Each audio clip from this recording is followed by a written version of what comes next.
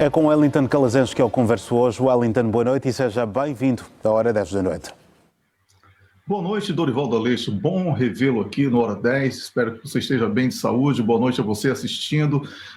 É sempre bom estar aqui para falarmos sobre a política internacional, os acontecimentos no planeta.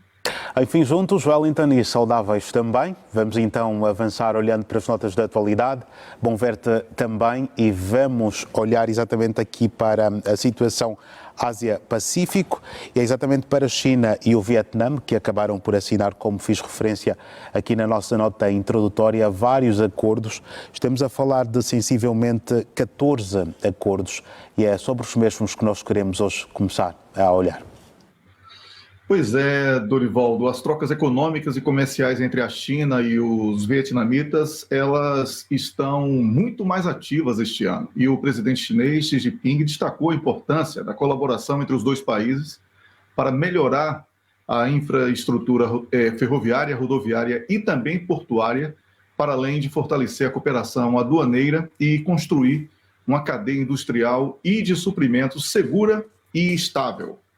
É importante lembrar que a relação entre os dois países é muito boa e que durante as conversas com Tolan, secretário-geral do Comitê Central do Partido Comunista do Vietnã, e também o presidente daquele país, Xi Jinping enfatizou a importância de consolidar a parceria estratégica entre a China e os vietnamitas.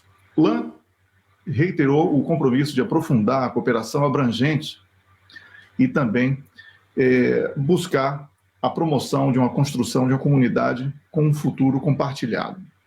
Xi Jinping elogiou o relacionamento histórico, como eu falei há pouco, e também é importante lembrar que esta parceria entre a China e os vietnamitas, Dorivaldo, ela busca manter uma comunicação estratégica estreita entre os países, de uma maneira a expandir a colaboração entre as iniciativas do Cinturão e Rota e dos dois corredores e um círculo econômico.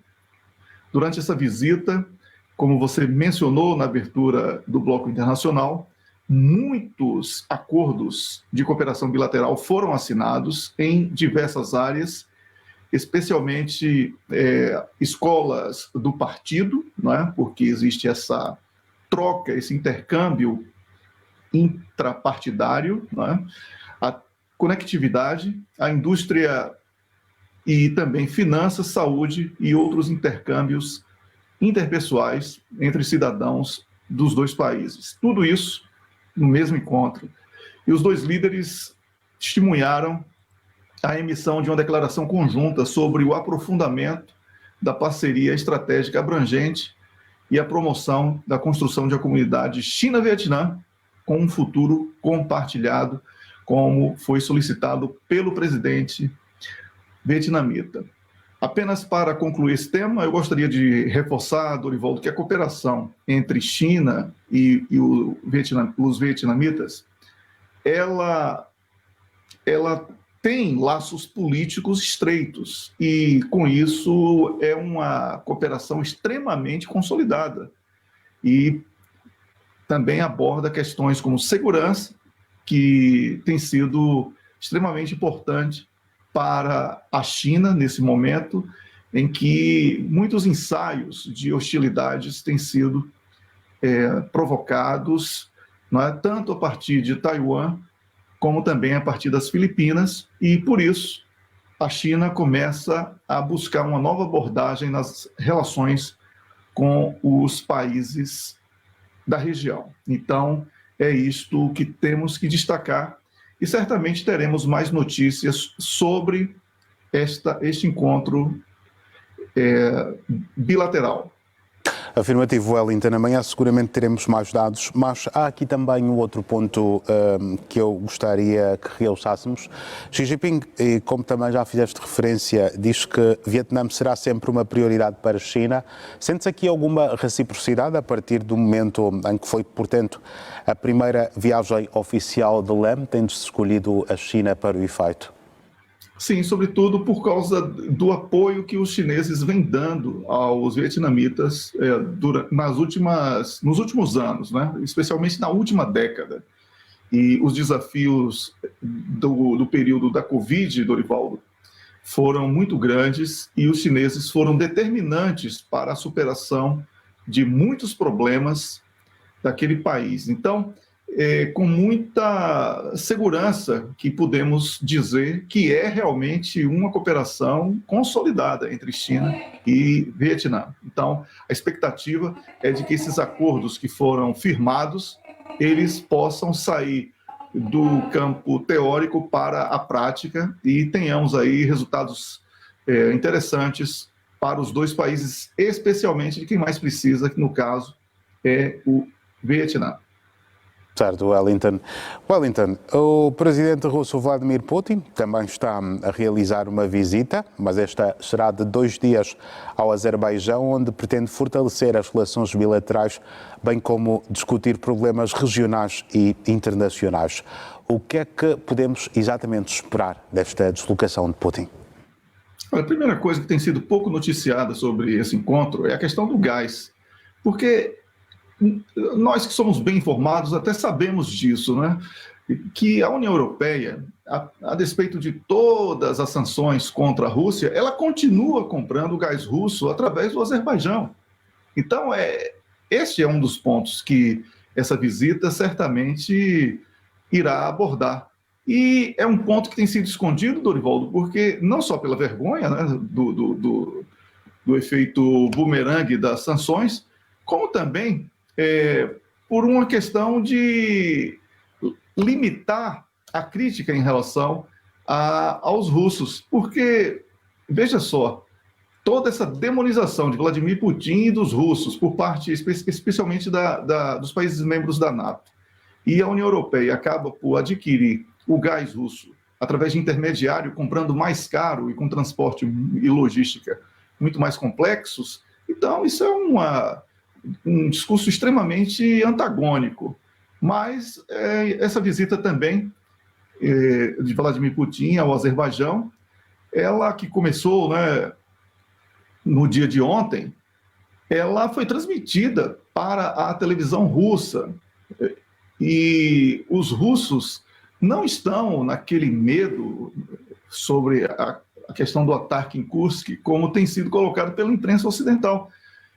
Se fosse algo tão grave, isso também é importante destacar aqui, aproveitando o ponto, lá entre Ucrânia e Rússia, naquele pulo de cerca dos ucranianos no território russo, mas sem nenhum tipo de estratégia, de logística, de permanência, de conquista, para além da propaganda, nada mais do que barulho eles vão conseguir ali, Vladimir Putin jamais deixaria o seu país para visitar um outro país no momento considerado pelos ocidentais como crítico para a Rússia. Não existe nada de crítico, e essa visita de Vladimir Putin, no momento em que toda a imprensa só fala sobre Kursk em relação aos ucranianos, é uma revelação muito contundente de que toda aquela celeuma, toda aquela propaganda, ela não chega a ser uma ameaça aos olhos dos russos. Mas tem mais coisa para a gente falar sobre essa visita, viu?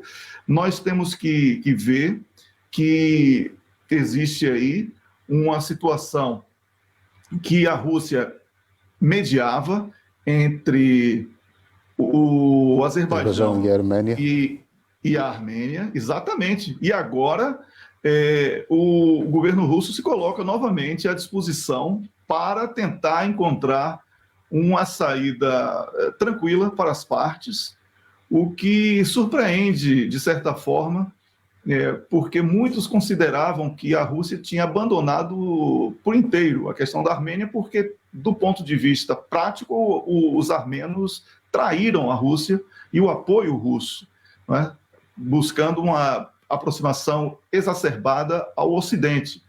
E, por isso, a Rússia praticamente abriu mão daquela proteção que dava aos armênios e a Armênia acabou perdendo um conflito direto com o Azerbaijão e também, obviamente, com o reforço da Turquia naquela oportunidade, foi tema do nosso comentário quando aquilo aconteceu. Então, Dorivaldo, são acontecimentos que eles começam a ser costurados de uma maneira extremamente diferentes. Observe que falamos há pouco sobre a importância do reforço com os vizinhos por parte da China. Não é? Falamos sobre isso. Agora você vê uma Rússia buscando reforçar as parcerias já existentes com os países mais próximos. No caso do Azerbaijão, tem a questão energética, que é crucial para a economia do Azerbaijão, mas o destino como eu falei, maior é a União Europeia. E se a União Europeia e NATO continuarem com essas agressões diretas à Rússia, e apesar da Alemanha já ter dito que não vai dar mais dinheiro à Ucrânia, e começam a retirar esses apoios, mas o acesso ao gás russo, mesmo que através de intermediários e mais caro, ele poderá vir a ser um grande entrave, e sabemos que o verão está acabando aqui na Europa, e vem aí em breve o outono e o inverno, que são extremamente rígidos e exigem muita energia. Então, eu considero essa visita muito mais uma abordagem sobre as questões dos jogos de guerra, do xadrez geopolítico entre os países europeus, membros da NATO, e a Rússia, relacionados à energia. Eu vejo dessa maneira, e todo o resto aí é floreio para entorpecer uma massa alienada aqui da Europa, Dorivaldo. Certo. Wellington, olhando ainda novamente para este ponto, Putin claramente quer contribuir para este acordo de paz entre o Azerbaijão e a Arménia, no momento em que a própria Ucrânia e a Rússia também ainda estão, digamos, nesta situação de conflito. Acredita que podemos ter aqui, digamos, uma participação efetiva neste sentido da própria Rússia? Sim, porque a Rússia, ela nunca chamou de guerra essa operação contra a Ucrânia. Ela mantém, inclusive, né, depois dos ataques terroristas no teatro, agora com esse pulo de cerca em Kursk, tudo isso a Rússia continua com uma operação militar especial, não chama de guerra. Então, a Rússia se vê numa situação extremamente confortável, que quanto mais ela estender a guerra em solo ucraniano contra a NATO, mais os objetivos que foram anunciados por Vladimir Putin há 2 anos de mudança de governos e dificuldades nas economias dos países hostis à Rússia, ele estará atingindo. Já são 16 governantes que foram trocados no período de 2 anos. E as economias dos países membros da NATO, elas estão em franco processo de declínio. Então, eu vejo que a situação da Rússia, apesar de toda a propaganda, porque a Rússia não tem uma máquina de propaganda como a NATO possui, não é? Mas ela continua firme e forte nos seus objetivos e cercando, fazendo uma política de boa vizinhança com os países da região. Certo. Então vamos olhar para o Médio Oriente. Blinken disse que Israel aceitou a proposta de cessar-fogo e que agora tudo depende do Hamas. Quais são então as possibilidades de o Hamas vir também a aceitar? Olha, Dorivaldo, primeiro que não é verdade, porque não adianta dizer que aceita o cessar-fogo e continuar atacando e ampliando os ataques, não é? Então, uma coisa é dizer, outra coisa é fazer. Porque se você concorda com o cessar-fogo, o primeiro ato seu é de não atacar mais e criar um ambiente de diálogo. Isso não foi feito. Pelo contrário, os ataques foram intensificados por parte de Israel. Benjamin Netanyahu tem uma guerra dele para o bem dele, não é uma guerra de Israel mais. Ele sabe que para não ser preso, para não ser destituído do cargo, para não ser humilhado diante de tribunais internacionais e até internos, ele precisa manter essa guerra. O problema é que manter essa guerra é um custo muito alto para todo Israel e os países que, historicamente, instalaram Israel ali naquela região. Portanto, não é uma questão apenas do Hamas negar o acordo, é uma questão de Israel dizer que aceita o acordo e continuar atacando, anunciando com orgulho, por exemplo, eliminar líderes do Hamas. Então, os termos colocados já tinham sido acordados por Israel e Hamas há mais de 2 semanas e Israel não cumpriu. É uma questão agora de contagem regressiva, lamentavelmente, já que o próprio Antony Blinken considerou que é a última possibilidade de conquista da paz, ou de um cessar-fogo, vamos falar assim, seria nesta visita dele, que é a 9ª visita desde outubro até aqui, e eu vejo que é inevitável uma guerra regional, porque o próprio Israel acabou por exacerbar as suas potencialidades de um país que usa o argumento de defesa da sua soberania, por causa daquele ataque de 7 de outubro. E aí, o que Israel faz? Israel atacou um líder do Hamas em solo iraniano. Então, ele conseguiu unir, o Benjamin Netanyahu em especial, todo o povo muçulmano contra Israel.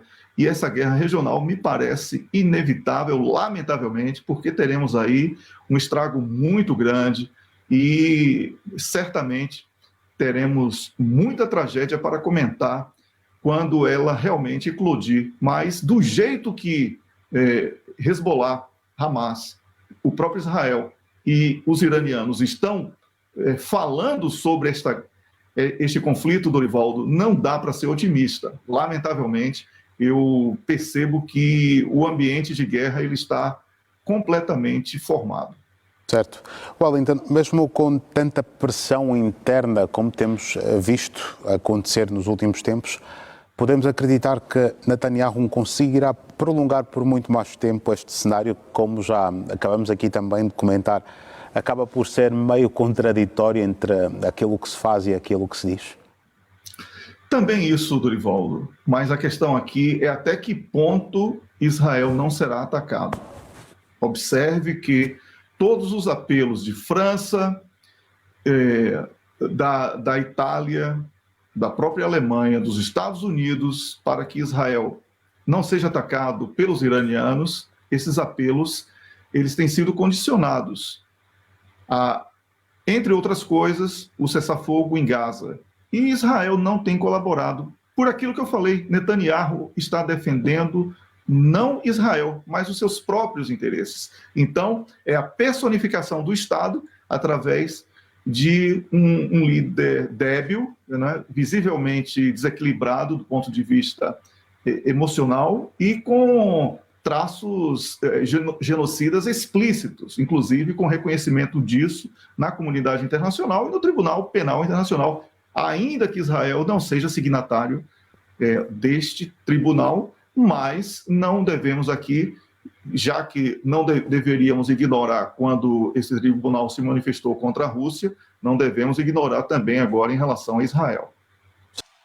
Wellington, vamos voltar a ti, a olhar exatamente para esta convenção. É algo que já temos vindo também aqui a projetar há algum tempo, desde a desistência de Joe Biden e o anúncio também de Kamala Harris como a sua potencial substituta, algo que agora nesta convenção acaba também por, digamos, merecer um assento tónico, mas é algo que já temos vindo a projetar, visto que estamos, portanto, no dia 10. O que dizer sobre esta convenção democrata?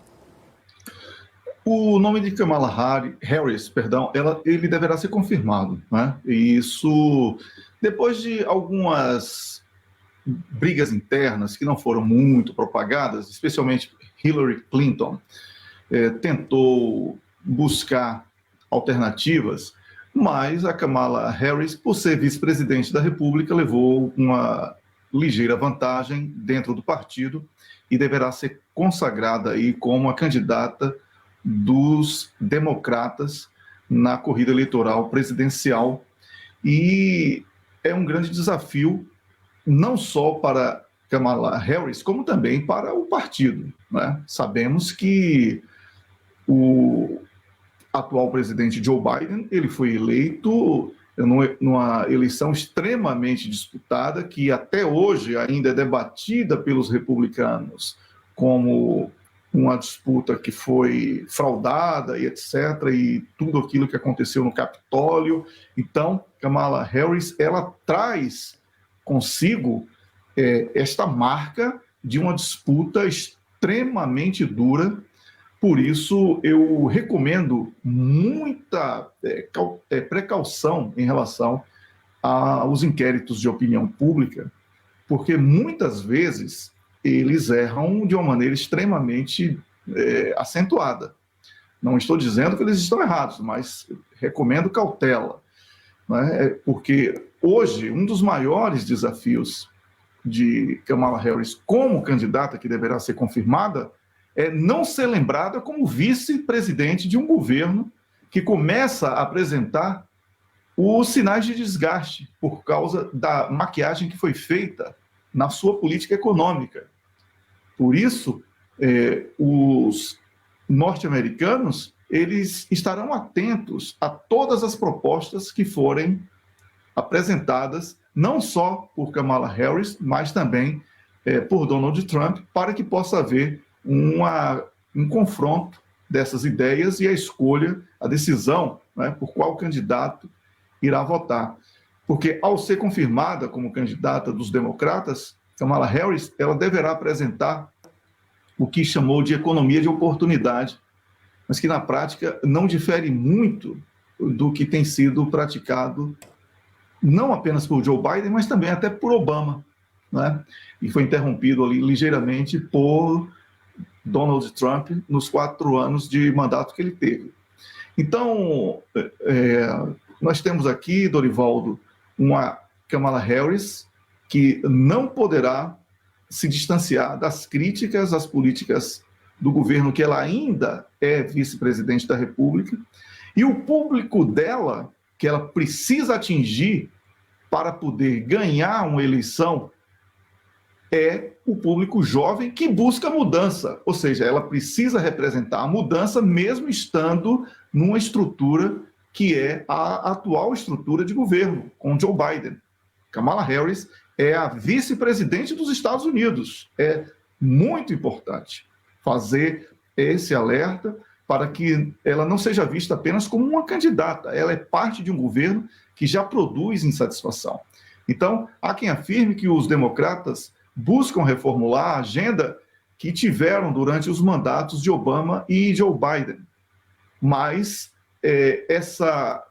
que até acusam de ser comunismo, que não é verdade, absolutamente não é verdade, mas essa tentativa de nacionalizar alguns setores importantes da economia, por exemplo, tem sido uma crítica constante, especialmente por economistas, porque, para eles, essa medida pode quebrar o setor privado da economia, e são medidas do plano econômico de Harris que serão pagas inicialmente com dívida e, possivelmente, através da teoria monetária moderna no futuro. Ou seja, algo que poderá construir uma dívida ainda maior para os Estados Unidos da América, prejudicando, em especial, as empresas privadas, consequentemente, não atingindo os objetivos de geração de novos postos de trabalho. Então, temos que falar sobre economia, Dorivaldo, porque é a base de tudo isso. Os norte-americanos estão conhecendo hoje uma nova realidade, é a realidade da multipolaridade, com a desdolarização do planeta. A quebra do petrodólar, por exemplo, por parte dos árabes, foi um duro golpe contra o lastro psicológico produzido com a impressão de dólares, porque a confiança na moeda é muito importante para que ela ganhe força nas negociações internacionais. E a partir do momento em que países como China, Índia, Rússia, Irã e o Brasil começam a fazer transações com outras moedas que não têm o dólar como referência, isso é um desafio muito grande, não só para Kamala Harris, como para Donald Trump, caso ele seja o vencedor. Por isso, é importante que Kamala Harris saia dessa convenção com alguma mensagem que distancie ela da crítica que o atual governo sofre, reconhecendo até de uma maneira muito honesta, de uma meia-culpa, os pontos fracos e apresentando soluções que possam agradar não só aos eleitores, mas também aos empresários que começam com muita desconfiança a olhar as políticas que os democratas prometem implementar a partir de Kamala Harris, caso ela venha a ser eleita, como uma ameaça ao setor privado. Então, Dorivaldo, teremos muita coisa a comentar aqui nesse debate político, não mais apenas sobre quem mais arrecada dinheiro de patrocinadores, o que já é uma grande conquista para o povo norte-americano. Exatamente, Wellington. Durante as próximas horas seguramente teremos muito mais. Agora, é também curioso que habitualmente o partido opositor fica em silêncio durante as convenções de outra parte, mas ao que tudo indica, a expectativa é que Trump desta vez não fique em silêncio, pois terá programado comícios para os próximos dias durante a convenção. Esta estratégia, como é que nós podemos aqui olhar para a mesma, Wellington? Eu vejo essa estratégia de Donald Trump como uma retomada de uma estratégia dele que vinha sendo bem sucedida, que é fale mal, mas fale. Não é? Então ele tem que voltar aos holofotes, e não apenas para falar de Kamala Harris ou dos democratas. Ele precisa agora aparecer para falar sobre aquilo que o povo norte-americano quer ouvir de um candidato para que ele seja digno do merecimento da confiança e do voto deste eleitor em especial. Por isso, Dorivaldo, vamos ter, não apenas de Donald Trump, mas da própria Kamala Harris, muitos comícios, muitas declarações duras. Teremos os debates que voltarão a trazer um certo grau de comparação direta entre os concorrentes.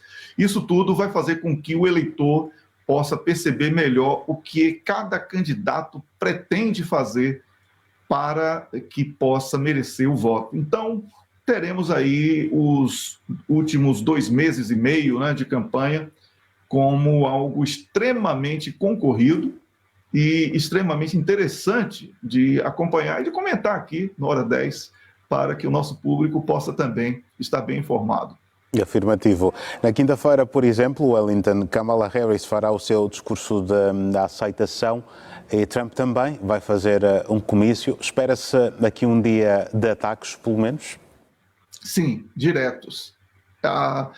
O ensaio já tem sido feito através de entrevistas, tanto da parte de Kamala Harris, que tenta definir Donald Trump como uma tragédia, como o Donald Trump, que tenta atribuir a ela os defeitos que foram já denunciados por ele há muito tempo durante o mandato de Joe Biden. E é por isso que eu faço questão de frisar que Kamala Harris não é apenas candidata à presidência da República, ela é a vice-presidente dos Estados Unidos da América. E o Donald Trump certamente vai tentar tirar proveito dessa relação direta entre ela e Joe Biden nas questões já vigentes dos problemas atuais dos Estados Unidos da América. Mas Donald Trump também não foi um presidente que possa ser visto como intocável e inatacável, não é? Ele teve muitas falhas e certamente isso será explorado como algo que o povo norte-americano não venha a querer experimentar outra vez. Por isso, eu vejo como algo positivo. O debate é sempre bom, ainda que o nível precise melhorar um pouco. Certo. Wellington, amanhã teremos muitos mais assuntos para comentar e alguns destes em continuidade. Um grande abraço, sempre bom ter-te aqui no Hora 10 da noite. Até amanhã. O prazer é sempre meu, Dorivaldo. Muito feliz aí com o seu regresso, com sua Obrigado. saúde. Ao nosso público, boa noite e até amanhã. Obrigado, até amanhã e que a saúde continue a melhorar somente para nós os dois e para os telespectadores também.